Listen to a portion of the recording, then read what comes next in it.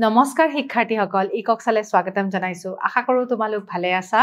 আজি আমি পঢ়িম ষষ্ঠ শ্ৰেণীৰ অসমীয়া বিষয়ৰ উন্মেষ পাঠ্যপুথিৰ চতুৰ্থটি পাঠ ৰংগে বলা গছৰ পুলি আজি আমি দ্বিতীয় অংশ পঢ়িব ওলাইছো এই অংশত আমি নাটকখনৰ দ্বিতীয় দৃশ্যটো আলোচনা কৰিম প্ৰথম দৃশ্যটো আমি ইতিমধ্যে আলোচনা কৰিছো নিশ্চয় তোমালোকে ভিডিওটো চাইছা নিশ্চয় তোমালোকে বুজি পাইছা নাটকখনৰ কি সংলাপ আছিল কি কব বিচাৰিছিলে কোন চৰিত্ৰ আমি দেখা পাইছিলো হেয়া তোমালোকে ধৰিব পাৰিছা প্ৰথম দৃশ্যত আমি মনন ঋতুপন আৰু সুমনাৰ বিষয়ে পঢ়িছিলো তেওঁলোকে কি কৰিছিলে হেয়াও আমি গম পাইছিলো এতিয়া আমি দ্বিতীয় দৃশ্যটো চাও আহা দ্বিতীয় দৃশ্যত হাতত বাস্কেট বেগ এটাত গছপুলি লৈ ছায়েৰা লগত মনাশ্ৰী আৰু বুধুৱা মঞ্চলৈ সোমাই আহে কোন আহিলে ছায়েৰা মনাশ্ৰী আৰু বুধুৱা ঠাইখন মননহঁতৰ পদুলি ছায়েৰাই কলে ও মনন ওলাইছা নেকি মননহঁতৰ পদুলিত হিহঁত গৈ পেলাই কি কৈছে ছায়েৰাই প্ৰথমতে কৈছে ও মনন ওলাইছা নেকি হাতত খন্তি এখন লৈ মনন ওলাই আহিব এখন খন্তি লৈ পেলাই মনন ঘৰৰ পৰা ওলাই আহিব ঠিক আছে মননে কৈছে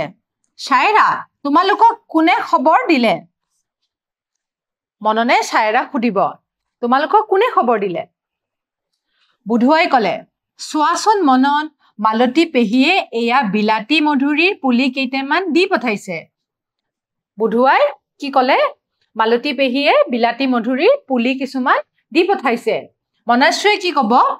ৰঘু খুৰাই সাৰ আৰু দৰৱ দি ধুনীয়াকৈ পুলিবোৰ বান্ধি দিছে আৰু ৰঘু খুৰাই কি কৰিছে সাৰ আৰু দৰৱ দি পেলাই গছপুলিবোৰ বান্ধি থৈ গৈছে গাত খান্দি ৰুলেই হ'ব গতিকে ৰঘু খুৰাই আমাক সেইখিনি সাজু কৰি দিয়ে পঠাইছে মাত্ৰ আমি গাত খান্দি ৰুলেই হ'ব মননে তেতিয়া কলে সুমনা ঋতুপন ৰূপক আকাশী আকাশ ভাইটি মানুকন গোটেই মখা আহিছে ঠিক আছে মননে তেতিয়া দেখুৱাই কৈছে কোন আহিছে সুমনা ঋতুপন ৰূপক আকাশী আকাশ ভাইটি তাৰ পিছত মনুকন গোটেই মখা আহিছে হাতে হাতে গছৰ পুলি লৈ হাঁহি মাতি কথা পাতি ল'ৰা ছোৱালী মখাৰ প্ৰৱেশ কোনখিনি ল'ৰা ছোৱালীৰ কথা কৈছে এইকেইটা সুমনা ঋতুপন ৰূপক আকাশী আকাশ ভাইটি মানুকন এইখিনি ল'ৰা ছোৱালী সোমাই আহিব মঞ্চলৈ ঋতুপনে তাৰ পিছত কব তোমালোক কেতিয়াবাৰ পৰাই ৰৈ আছা নেকি আমি আহি থাকোঁতে বাটত মানিক বৰদেউতাৰ ঠেলা গাড়ীখনৰ সৈতে ৰামদয়াল ককাক পালো তাতে কোৰ কটাৰী গোবৰৰ মোনা মগ বাল্টি গোটেইবিলাক তুলি দিলো ককাই একদম খেলপথাৰত থৈ আহিবগৈ কোনে আহিব ৰামদয়াল ককাই থৈ আহিব ঠেলা গাড়ীখন মানিক বৰদেউতাই কথাটো শুনি খুব ভাল পালে সিহঁতে যে গছপুলি ৰোপণ কৰিব খেলপথাৰখনত হেয়া কথাষাৰ শুনি পেলাই মানিক বৰদেউতাই বৰ ভাল পালে আৰু মানিক বৰদেউতাৰ যিখন ঠেলা গাড়ী আছিলে সেই ঠেলা গাড়ীখন ৰামদয়াল ককাই তাতে কিছু বস্তু লৈ পেলাই কোৰ কটাৰী গোবৰৰ মোনা এইবোৰ লৈ গৈ পেলাই খেলপথাৰত থৈ আহিবগে এইবুলি ঋতুপনে কলে তাৰপিছত ৰূপকে কলে বৰদেউতাই আমাক গৈ সহায়ো কৰি দিব বোলে গতিকে বৰদেউতা গৈ পেলাই আমাক সহায় কৰিব সেই কথাষাৰো কৈছিলে আমাক সুমনাই কলে কাম হৈ যোৱাৰ পাছত পৱন খুৰাই আমাক বুট নাৰিকলো খুৱাব জগত খুৰাৰ খুৰীয়ে আকৌ পকা কল এথোকাও পঠাই দিব গতিকে যেতিয়া আমাৰ গছপুলি ৰোপণ কৰা হ'ব তাৰ পিছত কি হ'ব জানানে পৱন খুৰাই আমাক বুট নাৰিকলো খুৱাব আৰু জগত খুৰাৰ যিগৰাকী খুৰী আছে সেই খুৰীয়ে আকৌ আমাক পকা কল এথোকাও দিব বুলি ক'লে মানুকনে কলব বা বুট নাৰিকল আৰু পকা কল কেনে মজা বেঙেনা ভজা এইবুলি কৈ পেলাই মানুহ ভন্টিয়ে ফূৰ্তিতে এপাক ঘূৰি দিয়ে গতিকে মানুহগনে এটা গীত জুৰি পেলাই এনেকে কব বা বুট নাৰিকল আৰু পকা কল কেনে মজা বেঙেনা ভজা এইবুলি কৈ ফূৰ্তিতে এপাক ঘূৰি দিব ঠিক আছে তাৰপিছত মননে কব আমি এতিয়া খেলপথাৰলৈকে যাওঁ বোলা চুকুমণি লক্ষী মনুবাহত আহি নাপালেহি দেখোন গতিকে আমি এতিয়া খেলপথাৰখনলৈকে যাওঁ বুলি মননে কলে আৰু কলে যে চুকুমণি লক্ষী আৰু মনুবাহত আহি নাপালে বুলি কথাষাৰো কলে ঋতুপনে ক'লে তেওঁলোকে বাহিৰে বাহিৰে খেলপথাৰলৈ গৈছে গতিকে সিহঁতে বাহিৰে বাহিৰে মানে খেলপথাৰলৈ গৈছে তালৈ আহা নাই সুমনাই তেতিয়া ক'লে তেনে ভালেই হ'ল আহা আমি শাৰী পাতি সমদল কৰি যাওঁ যিহেতু আমাৰ মাজত বহুতখিনি ল'ৰা ছোৱালী হ'ল এতিয়া আমি সমদল কৰি খেলপথাৰলৈকে যাওঁ সকলোৱে শাৰী পাতি থিয় হয় সমদল কৰি যাওঁতে শাৰী পাতি থিয় হ'ব ঠিক আছে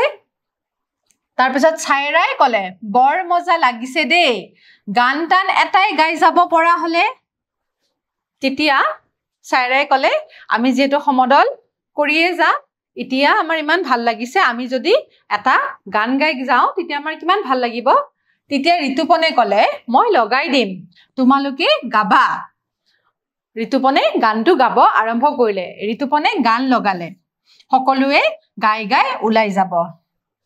যাওঁ ওলাই সকলোটি ৰুংগে বলা গছৰ পুলি ধৰণীখন সেউজীয়া বুলেৰে বুলাওঁ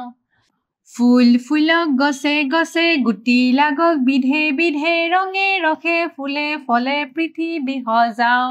আৰু এবাৰ গীতি জুৰি দিছো বাৰু যাওঁ ওলাই সকলোটি ৰুংগে বলা গছৰ পুলি ধৰণীখন সেউজীয়া বুলেৰে বুলাওঁ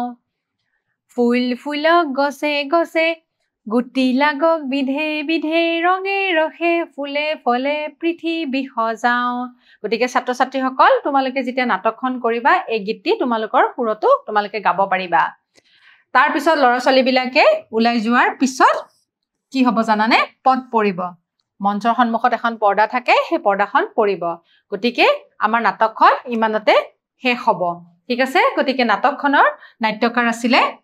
কেশদা মহন্ত গতিকে তোমালোকৰ নিশ্চয় নাটকখন ভাল লাগিছে তোমালোকে বিদ্যালয়ত এই নাটকখন কৰিব পাৰিবা ঠিক আছে চৰিত্ৰবিলাক লৈ ল'বা কোনে কি হ'বা আৰু এই সংলাপবিলাক তোমালোকে মনত ৰাখি পেলাই নাটকখন কৰিব পাৰিবা এতিয়া ইয়াৰে উৎস আছিলে ডক্টৰ নৱকুমাৰ চুমুৱা সম্পাদিত শিশুৰ মৌ কোষ কেশদা মহন্তৰ শিশু সাহিত্য সমগ্ৰ ঠিক আছে শিশুৰ মৌ কোষ কেশদা মহন্তৰ শিশু সাহিত্য সমগ্ৰ প্ৰথম সংস্কৰণ আছিলে জুন 2021 বাপচন্দ্ৰ মহন্ত কেশদা মহন্ত ট্ৰাষ্টে কৰিছিলে যোৰহাটৰ পৃষ্ঠা নম্বৰ 420 পৰা 423 নম্বৰলৈকে আছিলে নাটিকাখনৰ পাঠ্যপুথিৰ প্ৰস্তুতৰ নীতি আৰু পাঠৰ শিকন ফলাফলৰ প্ৰতি লক্ষ্য ৰাখি সামান্য সালসলনি কৰা হৈছে গতিকে কিতাপত দিয়াৰ কাৰণে কিছু সালসলনিও কৰা হৈছে ঠিক আছে নাটকখন তোমালোকৰ আশা ৰাখিছো বুজি পাইছা এতিয়া আমি নাট্যকাৰৰ পৰিচয় চাওঁ ঠিক আছে কেশদা মহন্তৰ বিষয়ে অলপমান জানো আহা কেশদা মহন্ত 1939 চনত জন্মগ্ৰহণ কৰিছিল আৰু 2018 খ্ৰীষ্টাব্দত তেখেতৰ মৃত্যু হৈছিল এগৰাকী গৱেষক সমালোচক আৰু শিশু সাহিত্যিক আছিল তেখেত তেওঁ ৰচনা কৰা কেইখনমান শিশু উপযোগী গ্ৰন্থ হ'ল মহাভাৰতৰ সাধু দুটামান কওঁ ৰঘুবংশৰ কথা ৰামায়ণৰ সাধু দুটামান কওঁ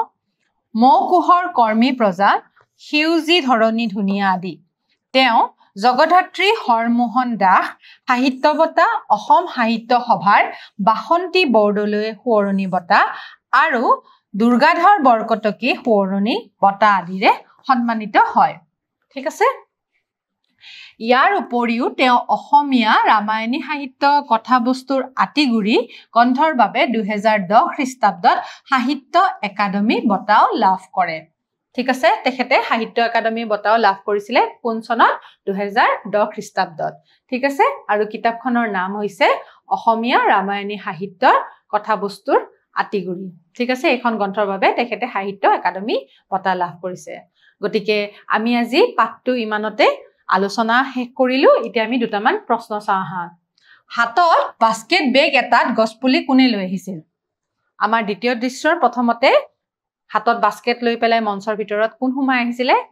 কি আছিলে ছাইৰা মনাশ্ৰী মনন আৰু বুধুৱা চাৰিটা আমাক বিকল্প দিয়া হৈছে ইয়াৰে শুদ্ধ উত্তৰটোৱে আমাৰ প্ৰথম যেটো বিকল্প দিছে হেতু বিকল্পই হ'ব শুদ্ধ উত্তৰ ছাইৰা মনাশ্ৰী মনন আৰু বুধুৱা নহয় ঠিক আছে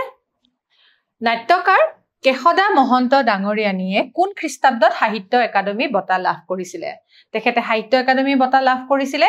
কোনটো চনত আছিলে 2011 নে নহয় 2010 চনত ঠিক আছে এটা 3 নম্বৰ প্ৰশ্নটো চোৱাচোন উক্ত নাটিকাখনিৰ নাট্যকাৰ গৰাকীৰ নাম কি ঠিক আছে মনত আছে তোমালোকৰ অলপ আগতেই কৈছোৱে কেশদা মহন্ত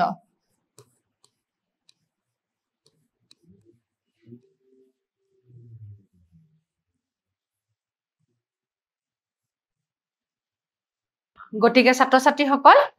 এই পাঠটিৰ আলোচনা আমাৰ ইতিমধ্যে শেষ হ'ল অহা ক্লাছত আমাৰ এই ক্ৰিয়াকলাপৰ প্ৰশ্নসমূহ আমি আলোচনা কৰিম তেতিয়ালৈ সামৰিছো নমস্কাৰ